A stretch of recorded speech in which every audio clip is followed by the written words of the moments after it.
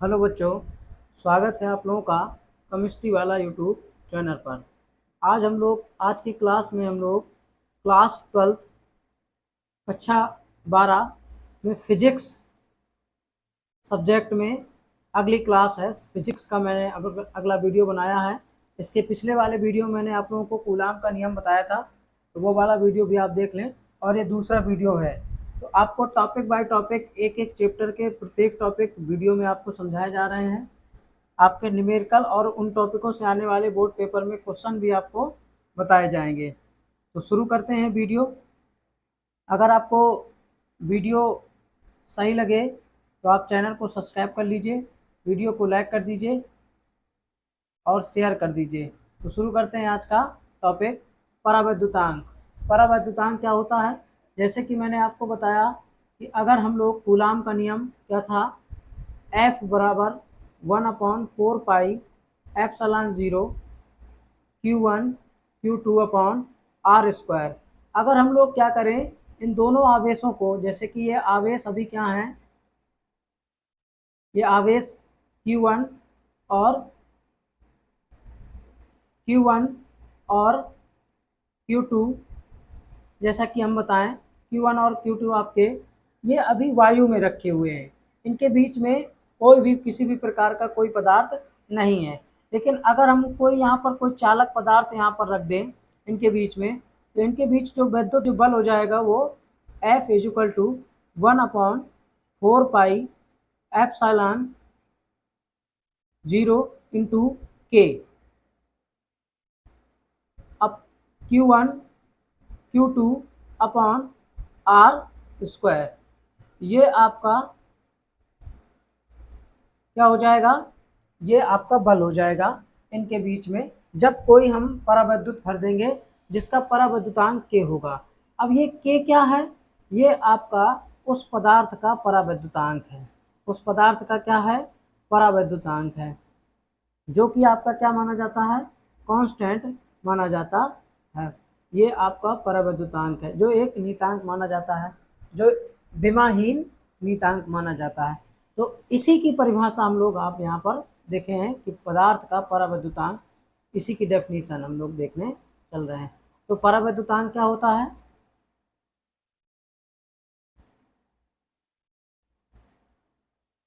किसी माध्यम का परावैद्युतांक, किसी माध्यम का परावैद्युतांक के, उस माध्यम की वैद्युतशीलता। अब जिस माध्यम का हमको परावैद्युतांक निकालना होगा, तो उसी माध्यम की वैद्युतशीलता एप्सिलॉन एक्स, एप्सिलॉन एक्स तथा निर्वात की वैद्युतशीलता एप्सिलॉन 0 के अनुपात को हम लोग कहते हैं के। ये आपकी क्या है, ये आपकी माध्यम की वैद्युतशीलता है। जैसा कि यहाँ पर लिखा है, माध्यम की वैद्युतशीलता एप्सिलॉन एक्स और निर्वात की वैद्युतशीलता एप्सिलॉन 0 को हम लोग उस माध्यम का परावैद्युतांक कहते हैं। ठीक है, ये आपको याद कर लेना है, के बराबर एप्सिलॉन एक्स अपॉन एप्सिलॉन 0। ये आप लोग अगर फॉर्मूला याद रखोगे, देखिए फिजिक्स में कॉन्सेप्ट क्लियर करने का सबसे बेहतर तरीका है कि आप उसके न्यूमेरिकल लगाएं तो थ्योरी क्लियर होगी, और जो छोटी छोटी परिभाषाएं हैं, टॉपिक हैं, वो आपके फार्मूला बेस पर हैं। तो फार्मूला अगर आपको याद है तो उनसे आप डेफिनीशन बनाना सीख जाएं। जैसे कि ये आपका क्या है, इसका नाम आपको पता होना चाहिए। ये एप्सिलॉन 0 क्या है, इसको पता होना चाहिए। दोनों का अनुपात किसके बराबर होगा, के बराबर होगा, और के क्या है, आपका परावैद्युतांक है। तो एप्सिलॉन एक्स को हम लोग क्या कहेंगे, एप्सिलॉन एक्स को हम लोग कहते हैं माध्यम की वैद्युतशीलता, और एप्सिलॉन 0 को कहते हैं हम लोग निर्वात की वैद्युतशीलता। इन दोनों के अनुपात को हम लोग क्या कहेंगे, माध्यम का परावैद्युतांक कहेंगे। ठीक है, आप लोगों को ये समझ में आ गया होगा। देखिए अभी छोटी छोटी परिभाषाएं हैं, आपको बड़े टॉपिक डेरिवेशन वगैरह इसी चैनल पर एक एक टॉपिक आपको करवाया जाएगा और आपको दिया जाएगा। आप लोग चैनल पे बने रहें, चैनल को सब्सक्राइब कर लें। चलिए चलते हैं अगले टॉपिक की ओर।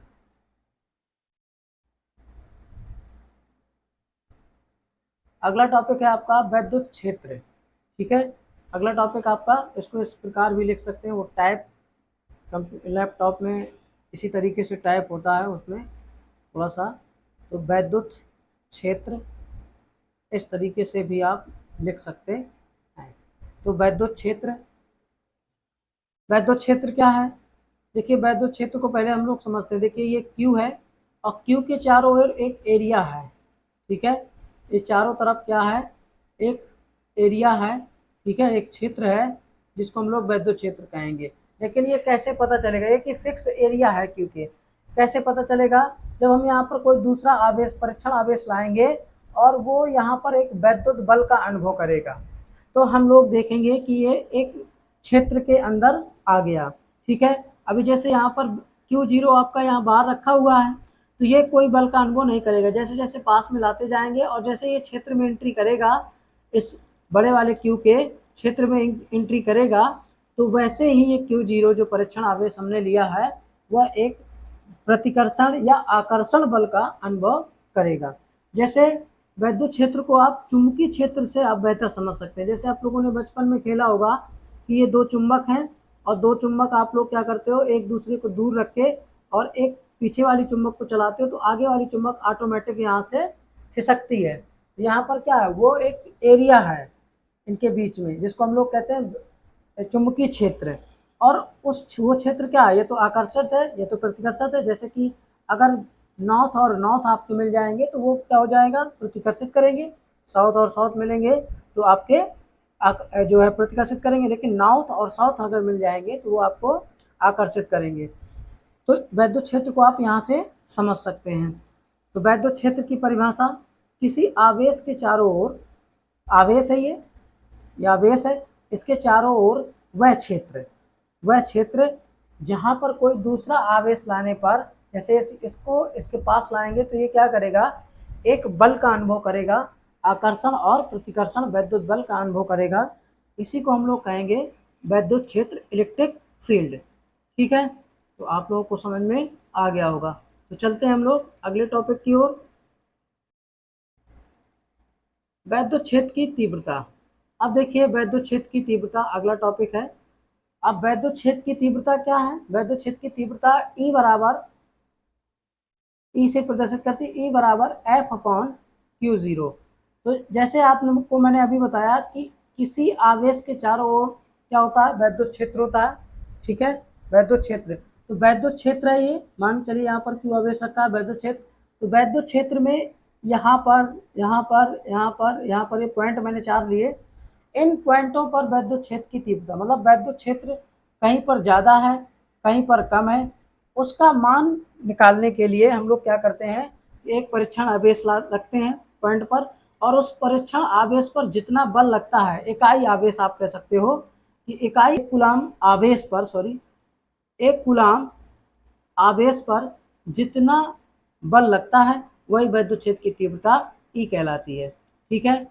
जैसे हम लोग फॉर्मूले से याद करें इसको, ई बराबर एफ अपॉन क्यू। तो देखिए क्यू बराबर आपको, क्यू जीरो बराबर एक कूलाम आपको मान लेना है कि एक कूलाम का आवेश है, तो इस पर जितना बल, वैद्युत बल लगेगा, ठीक है, तो क्या हो जाएगा आपका, ई बराबर एफ हो जाएगा। अगर हम लोग क्यू जीरो को वैल्यू 1 कूलाम रख देंगे तो ई बराबर हमारा क्या हो जाएगा, एफ हो जाएगा। ई आपकी वैद्युत क्षेत्र की तीव्रता है, एफ आपका बल है, वैद्युत बल। तो जितना एक कूलाम के आवेश पर वैद्युत क्षेत्र में स्थित किसी भी बिंदु पर, ये वैद्युत क्षेत्र है, इस बिंदु पर आपका, इस बिंदु पर किसी भी बिंदु पर आपका इकाई धन आवेश पर लगने वाले वैद्युत बल के बराबर होती है वैद्युत क्षेत्र की तीव्रता। तो किसी बिंदु पर वैद्युत क्षेत्र की तीव्रता उस बिंदु पर स्थित इकाई धन आवेश पर लगने वाले वैद्युत बल के बराबर होती है। यदि Q0 आवेश पर लगने वाला वैद्युत बल F हो तो उस बिंदु पर वैद्युत क्षेत्र की तीव्रता E बराबर F अपॉन क्यू। इसका मात्रक न्यूटन प्रति कूलाम और विमा आपको ML/T-3A-1 आप विमा निकाल भी सकते हैं। वैद्युत क्षेत्र की तीव्रता एक सदिश राशि है, ये भी आपको याद रखना है। देखिए ये विमा आपसे पूछ सकता है, ये ध्यान रखना है, विमा इम्पोर्टेंट है, विमा आपसे पूछ सकता है। तो ऑब्जेक्टिव क्वेश्चन में पूछ सकता है, तो परिभाषा भी आपसे पूछ सकता है, तो आपको तैयार कर लेना है। तो चलते हैं हम लोग अगले टॉपिक की ओर। अगला टॉपिक आपका क्या है,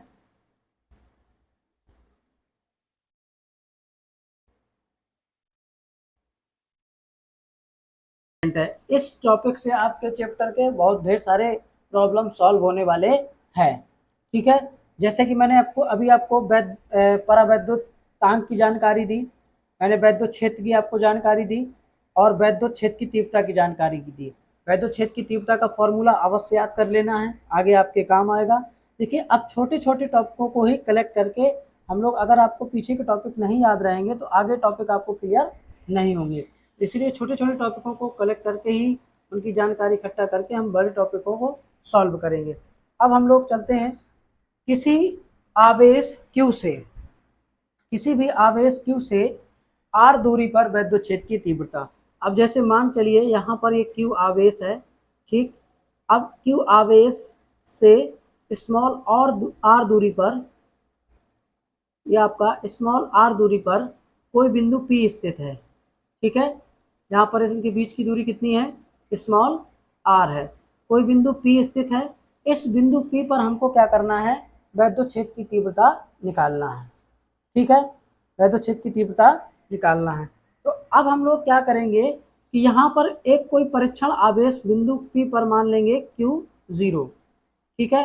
तो एक आवेश ये हो गया, एक आवेश ये हो गया। तो हम लोग सबसे पहले इसमें लिखेंगे, देखिए जैसे मैं कर रहा हूँ आपको वैसे ही करना पड़ेगा, बोर्ड पेपर में भी अगर आ जाता है तो सबसे पहले आप यहाँ पर माना, हमने क्या माना है, माना आवेश,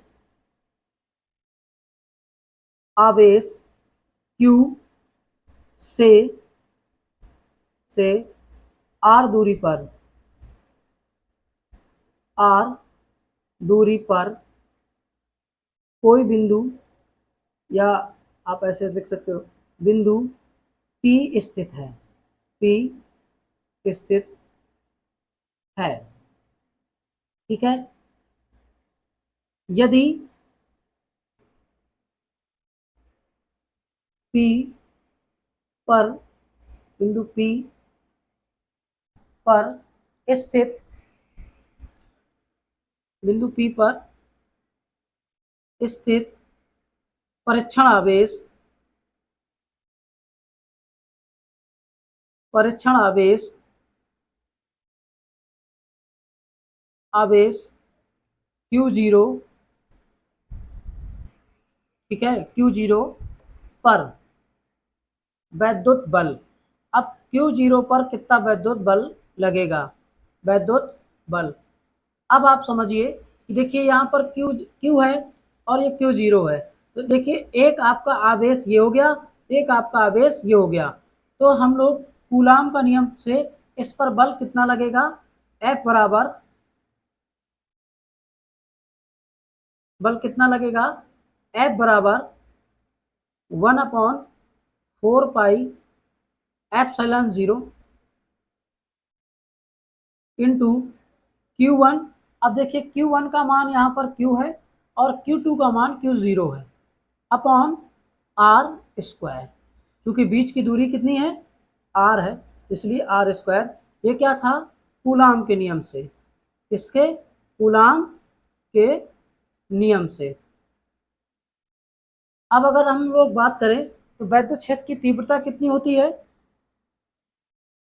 वैद्युत क्षेत्र की तीव्रता, अतः यहाँ पर लिखेंगे, अतः बिंदु P पर वैद्युत क्षेत्र, बिंदु P पर वैद्युत क्षेत्र की तीव्रता या वैद्युत क्षेत्र E बराबर आपका क्या होता है, F upon Q0, F upon Q0। अब हम लोग क्या करेंगे, F का मान हमने कूलाम के नियम से निकाल लिया है, तो E बराबर F का मान यहाँ पर रखेंगे 1/4 pi into Q0 upon r square, upon Q, upon Q0। तो E बराबर आपका जो मेन बटा है वो आपका ये है, तो मेन बटा के सामने ही आप E को लिखिएगा।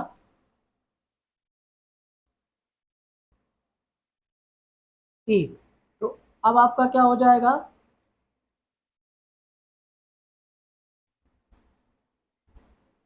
ई बराबर, अब देखिए ये Q0 से Q0 आपका कैंसिल हो जाएगा, चूंकि R आपका यहाँ पर नीचे आ जाएगा, तो आर स्क्वायर इंटू Q0 हो जाएगा, तो R Q0 से Q0 कैंसिल, तो यहाँ पर आपका 1/4 पाई एप्सिलॉन 0 इंटू Q/R², ये आपका R दूरी से वैद्युत क्षेत्र की तीव्रता हो जाएगी। कहाँ से? अगर आवेश से स्मॉल r दूरी पर बिंदु P पर वैद्युत क्षेत्र की तीव्रता आपकी हो जाएगी, तो कितना मान हो जाएगा आपका E बराबर 1/4 पाई एप्सिलॉन 0 इंटू Q/R²। ठीक है, तो ये आप लोगों को समझ में आ गया होगा। तो सबसे पहले हम लोग क्या करते हैं, हमने क्या किया, सबसे पहले देखिए हमको क्या करना था, किसी आवेश Q से R दूरी पर वैद्युत क्षेत्र, तो हमने आवेश Q लिया और उसके R दूरी पर बिंदु P मान लिया, और बिंदु P पर एक परीक्षण आवेश, तो परीक्षण आवेश पर लगने वाला वैद्युत बल कूलाम के नियम के अनुसार F बराबर कितना है, F बराबर 1/4 पाई एप्सिलॉन 0 इंटू Q1, वो अब यहाँ Q1 Q2 होता है, तो Q1 का मान Q है और Q2 का मान आपका Q0 है। ठीक है, क्योंकि एक आवेश अब आप इसको मानेंगे, एक आवेश आप इसको मानेंगे, यहाँ पर दो आवेश हो गए, तो कूलाम के नियम के अनुसार बल कितना हो गया, F बराबर इतना हो गया। और वैद्युत क्षेत्र की तीव्रता का फॉर्मूला आप पढ़ के आए हैं, E बराबर F/Q0, तो हमने F का मान यहाँ पर रख दिया और E की वैल्यू निकाल ली। ठीक है, आपको ये समझ में आ गया होगा। तो आज का वीडियो यहीं पर समाप्त करते हैं, मिलते हैं अगले पार्ट और अगले टॉपिक के बाद। हम चैप्टर में टॉपिक बाय टॉपिक आपको करवाया जा रहा है। ठीक है, तो बहुत बहुत आपका धन्यवाद। अगर आपको वीडियो अच्छी लगे तो चैनल को सब्सक्राइब कर लीजिए, वीडियो को लाइक कर दीजिए और कमेंट भी कर दिया करिए। आप लोग चैनल लाइक नहीं करते हैं वीडियो को लाइक कर दिया करिए। बहुत बहुत धन्यवाद।